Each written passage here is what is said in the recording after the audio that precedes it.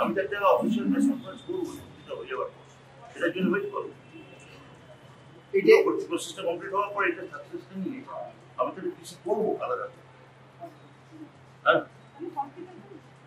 না ওই যাই করছিল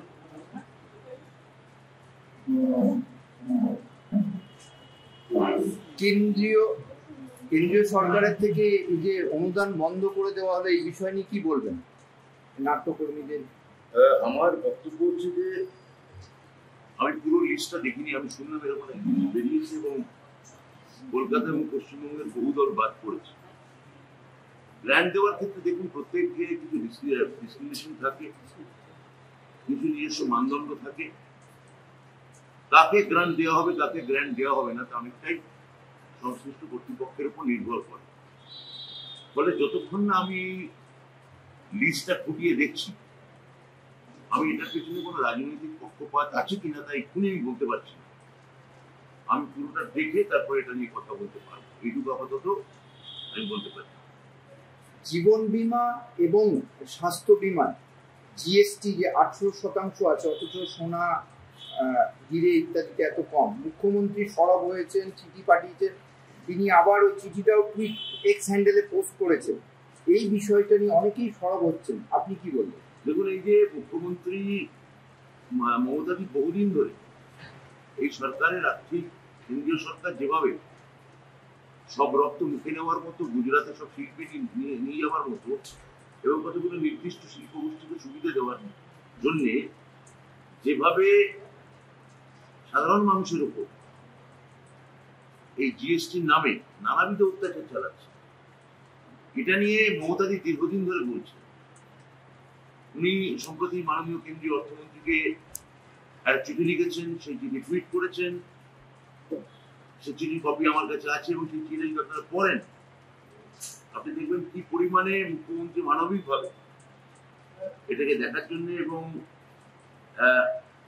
সাধারণ মানুষকে মেরে ফেলার যে চক্রান্ত এরা চালাচ্ছেন এই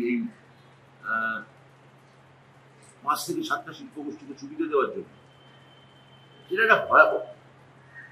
এখন আমার নিজের ধারণা, যেহেতু কেন্দ্রীয় সরকারের অবস্থাটা ভালো না, আমি আশা রাখছি যে আমার মুখ্যমন্ত্রী মমতা বন্দ্যোপাধ্যায় যে চিঠিটা লিখেছে সেই চিঠিটাকে ওরা ধ্যান দিয়ে পড়বেন এবং যথাবিহিত চিঠির ভিত্তিতে ব্যবস্থা নেবেন।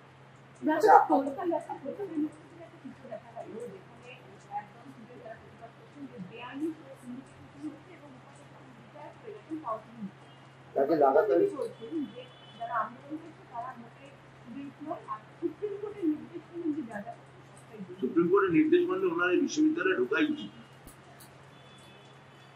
এখনো সরকারি গাড়ি, নির্বাচনী গাড়ি ব্যবহার করছে, ছাত্ররা কি করেছে আমি বলতে পারবো না, এবং ছাত্ররা আমি গণমাধ্যমে দেখেছি ওরা যে কথাগুলো বলছিল প্রত্যেকটা ঠিক।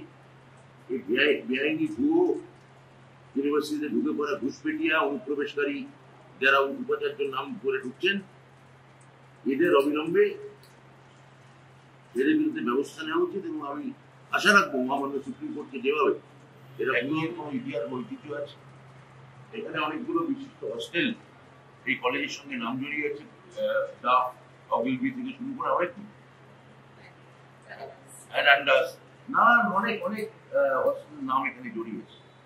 আমি নিজেই কলেজ 11-12 পড়েছি, গ্রাজুয়েশন আমার অন্য কলেজ, কিন্তু আমি কখনো শুনিনি এখানে র্যাগিং এর কোনো ব্যাপার ঘটেছে। এবং এখনকার যিনি কর্তৃপক্ষ তাদেরও আমি বহুদিন ধরেছি, আমার মনে হয় না এই ধরনের কোনো অবাঞ্ছিত অনুষ্ঠিত ঘটনা তার হওয়ার ন্যূনতম কোনো সম্ভাবনা রিসার্চ কলেজে আছে।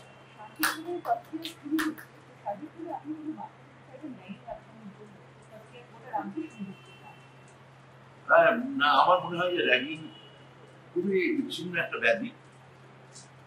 এই ব্যাধি সমস্ত জায়গাতেই তদানীন্তন কর্তৃপক্ষ কঠোর হাতে ব্যবস্থা নিচ্ছেন এবং ভবিষ্যতেও নেবেন। যাদবপুরের ক্ষেত্রে বলতে পারি, বর্তমান যিনি অস্থায়ী উপাচার্য আছেন উনি বারবার আমার সঙ্গে যোগাযোগ করেছেন এবং আমাকে বিষয়টা জানিয়েছেন, তিনি কি কি প্রতিষেধক নিচ্ছেন সেটা আমি জানিয়েছেন। তাদের যে সমাধান সেটা কিন্তু বিরাট যেভাবে যেমন